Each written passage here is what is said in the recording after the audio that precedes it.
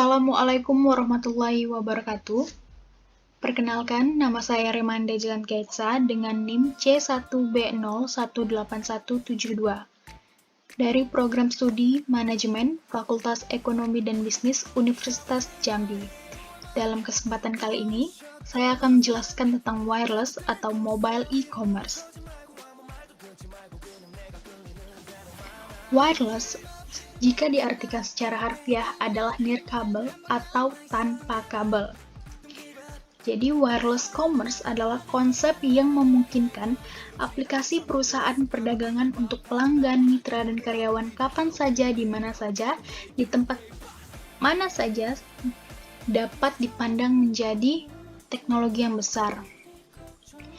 Di dalam wireless terdapat beberapa istilah, di antaranya ada wireless device atau perangkat nirkabel, wireless application protocol, microbrowser, dan pager. Lalu selanjutnya kita ke apa itu m-commerce. M-commerce atau mobile commerce adalah sistem perdagangan elektronik atau e-commerce dengan menggunakan peralatan portable atau mobile seperti telepon genggam, telepon pintar, PDA, notebook, dan lain-lain. Mobile suite ini sekarang dilengkapi dengan telepon digital dengan kemampuan akses data nirkabel dan internet. Aplikasi perusahaan yang diperluas diikuti oleh aplikasi perdagangan nirkabel langsung ke pelanggan dengan konsumen melalui perangkat nirkabel ini. Ekonomi nirkabel. Jadi, ekonomi nirkabel dapat dipresentasikan sebagai terdiri dari 4 lapisan, di mana lapisan pertama, wireless infrastructure, yang kedua, application, layer yang ketiga, intermediaries, yang keempat, online transaction, di mana keempat lapisan tersebut saling menguntungkan dan pemain di setiap lapisan perlu membina kemitraan yang erat dengan pemain lapisan lain untuk membuat aplikasi perdagangan berfungsi. Nah, saya jelaskan sedikit. Lapisan infrastruktur nirkabel yang terdiri dari penyedia infrastruktur, lapisan aplikasi yang terdiri dari organisasi yang mengembangkan aplikasi nirkabel, lapisan perantara, organisasi yang menambahkan nilai dalam proses komersial, dan lapisan transaksi online yang terdiri dari organisasi yang terlibat dalam transaksi perdagangan nirkabel. Karakteristik nirkabel.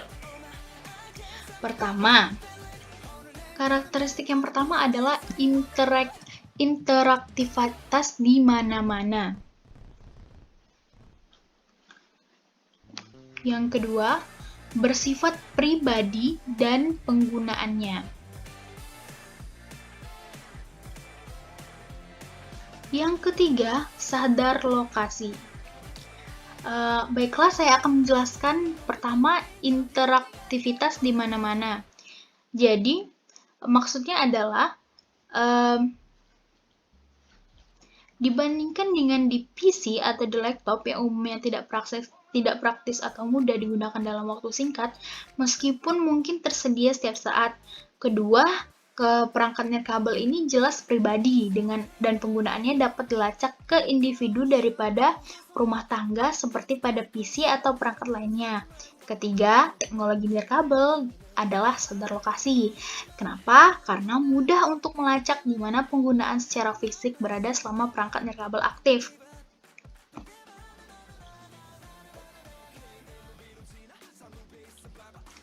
Faktor-faktor yang membuat nirkabel menjadi teknologi yang ideal menerapkan konsep manajemen hubungan pelanggan atau CRM. Pertama, kemampuan untuk menyediakan konten dan layanan yang benar-benar dipersonalisasi dengan melacak identitas pribadi. Yang kedua, untuk menyediakan konten dan layanan pada saat dibutuhkan. Dan terakhir, kemampuan untuk melacak konsumen di seluruh media dan dari waktu ke waktu. Lalu yang keempat, kemampuan untuk menyediakan konten dengan karakteristik yang sangat menarik. Pemasaran di lingkungan nirkabel. Organisasi yang memiliki kehadiran yang signifikan dalam pertimbangan konsumen dengan memberikan pengalaman pelanggan yang baik, layanan dan merek akan mendapatkan keunggulan kompetitif yang signifikan.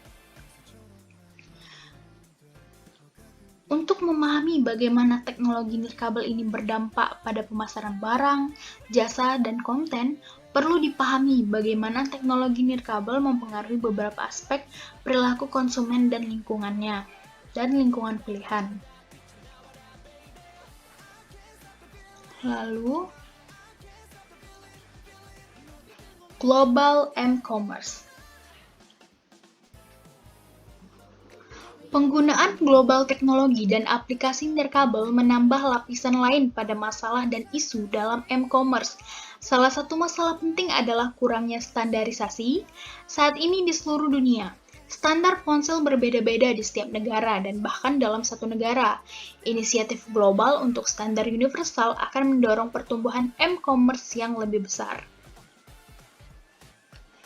Lalu kita ke yang terakhir adalah 5 tantangan untuk masa depan jaringan nirkabel.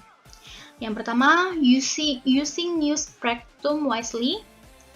Lalu ada network that know themselves. Maximizing performance. Network as sensor. And last, radio as software. Sebelumnya, perangkat nirkabel. Kesimpulannya, wireless device continue to change rapidly. Di sini saya akan jelaskan dengan bahasa Indonesia. Perangkat nirkabel terus berubah dengan cepat. Meskipun tidak ada yang tahu pasti perangkat nirkabel terbaik apa yang akan digunakan, hal itu masih ada, masih perlu memastikan bahwa perangkat dapat berfungsi satu sama lain. Ada juga kebutuhan akan nirkabel yang benar-benar global. Infrastruktur komunikasi dengan bandwidth yang cukup tinggi untuk memenuhi kebutuhan aplikasi nirkabel dan M-Commerce. Pembangunan infrastruktur nirkabel membutuhkan biaya yang sangat besar dan akan ada banyak kesulitan yang akan dihadapi oleh perusahaan yang akan membangun jalan untuk M-Commerce, tetapi prospek jangka panjang terlihat bagus dan perusahaan yang bagus yang akan bertahan.